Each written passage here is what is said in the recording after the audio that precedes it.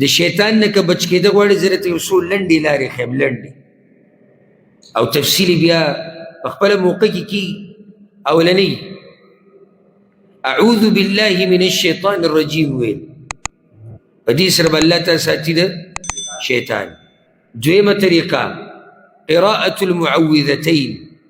د اخرني دوه سورتونه په مخه وایه ما یې وختي ماسپښین فضایل بیان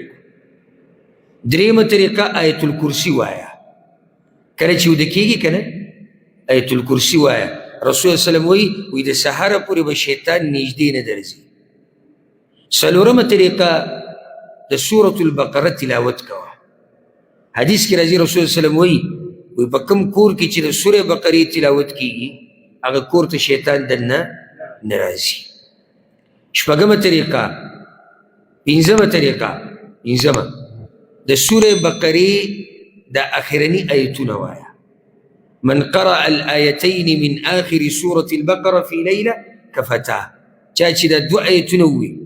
دا د ده لپاره کافي دي او یو حدیث کې راځي رسول صلی الله علیه وسلم وی لا یقرآن فی دار کله چې یو کور کې دغه دوه آیتونه لوستلی کېږي د سورې بقرې د اخرني آیتونه درې شپې مسلسل فیقربها شیطان چرته هم دې کور ته نه رانږدې کېږي دا به دورې په اوله کې موږ دا حدیث ذکر کړی دا روایت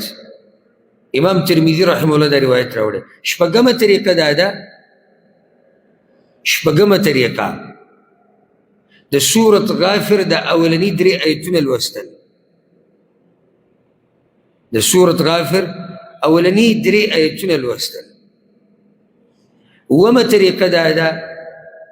عام اذکار د سحر او د ماښام او د منځونو نه بعد